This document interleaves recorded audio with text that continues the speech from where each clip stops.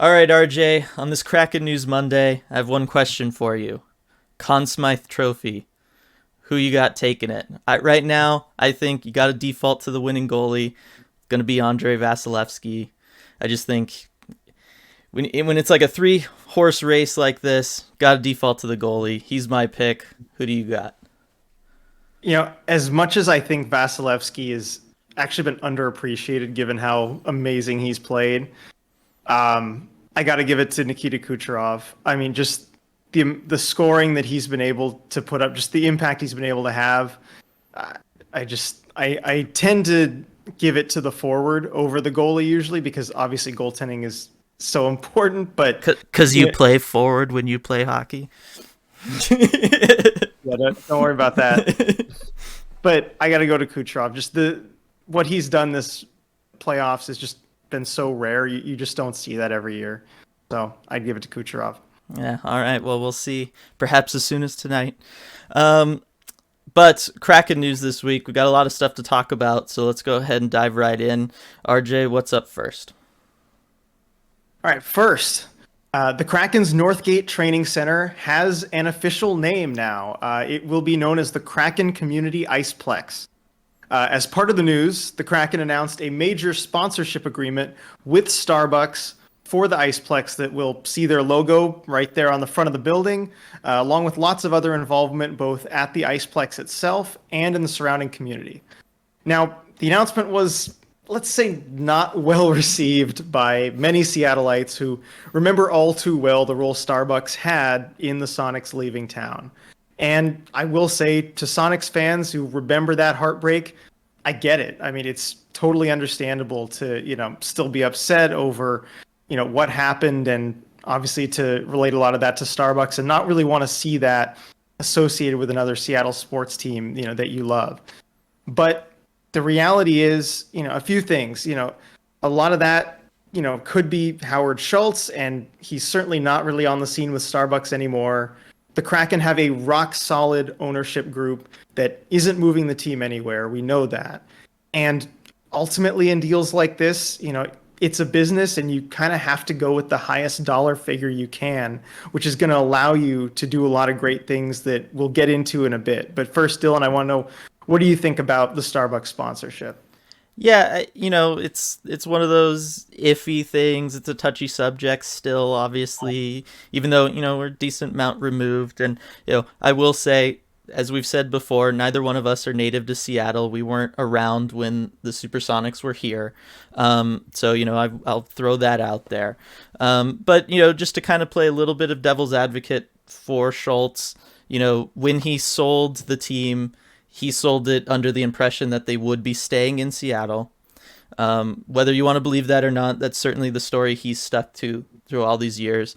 And when they were moving to OKC, he sued to try to get this team back to keep him in Seattle. So I think yes, he's his selling of the team is ultimately why they moved, but I don't know that we want to totally hold everything against him because it wasn't like he sold it knowing they were going to be moving the team right away and was just fine with Seattle losing an NBA franchise right off the bat.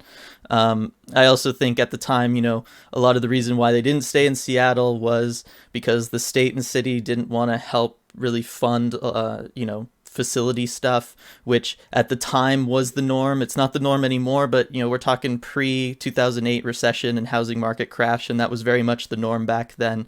Was that cities and states, ponied up funds, taxpayer funds, to help fund stadiums and practice facilities and stuff, because the idea was that having these sports teams brings money into the city and all that kind of stuff.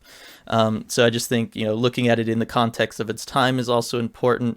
And finally, this was a decision made more so by Schultz than by Starbucks as a corporation, and Schultz isn't with Starbucks. So this partnership between the Kraken and Starbucks is completely independent of Schultz, who was the guy who sold the Supersonic. So I think that also kind of needs to be brought up just to play devil's advocate. I know it's still hard and it might not be what people want to hear, but I think it's worth mentioning. Yeah. And on the positive side, what this deal does, it allows you to have a state of the art facility like this is going to be, And most importantly, it allows you to do, the community work and things like that. According to the team's press release, some highlights of the partnership include a Starbucks community store that will be in the Iceplex, key investments in programming with the One Roof Foundation, the Kraken charitable organization, and local organizations including Black Girl Hockey Club, Youth Care, the Boys and Girls Club, and Washington Wild Girls Hockey. An ongoing puck drop grant from Starbucks that'll award an initial $50,000 grant to Youth Care to support their work to end youth homelessness in Seattle. A program that invites 100 community members to each and every Kraken game at Climate Pledge Arena as a way to celebrate and recognize local nonprofits, first responders, educators, and other community heroes. And joint community service and engagement efforts supported by Starbucks partners and the Kraken, which began this week and will continue with events to follow this fall at the Kraken Community Iceplex. Now, getting to the website itself, krakencommunityiceplex.com. We'll have a link down in the description below to check it out. But there's lots of new information in there. First, of course, the Iceplex will be where the Kraken practice once they have a roster and a team and all that. Fans will be allowed to watch select practices. On the website, it says to check back in late summer for practice schedule information. And if you've never been to an NHL practice, I would highly recommend that you do that. It's a really cool experience, and I'm sure the Kraken will, have some of them open to fans, and lots of people can go check it out. They also have a number of teasers for future public events, including community ball hockey drop-in events this summer, venue opening celebrations, Kraken jersey launch week. I know we're very eager for that one. Hopefully that's sooner rather than later. And speaker series networking events. And then, of course, there's the hockey. For beginners to the game, the Kraken will have several Try Hockey for Free events throughout the summer. The site says whether you're 3 years old or 70 years old, you'll get a chance to try holding a stick, standing up on skates, and a little bit of skating and hitting the puck around. So that'll be fun. The Kraken will also have 3 Learn to Play programs, one for ages 5 through 9, one for ages 10 to 16, and one for adults ages 18 plus.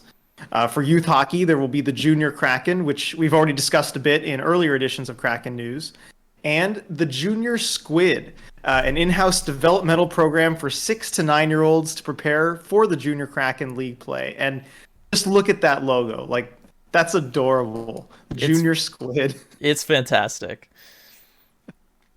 And finally, for adult hockey, there will be the Kraken Hockey League, which we've also talked about before, and it'll be the successor to the current Greater Seattle Hockey League. Registration for the fall season opens later this month, so keep an eye out for that if you want to play adult hockey.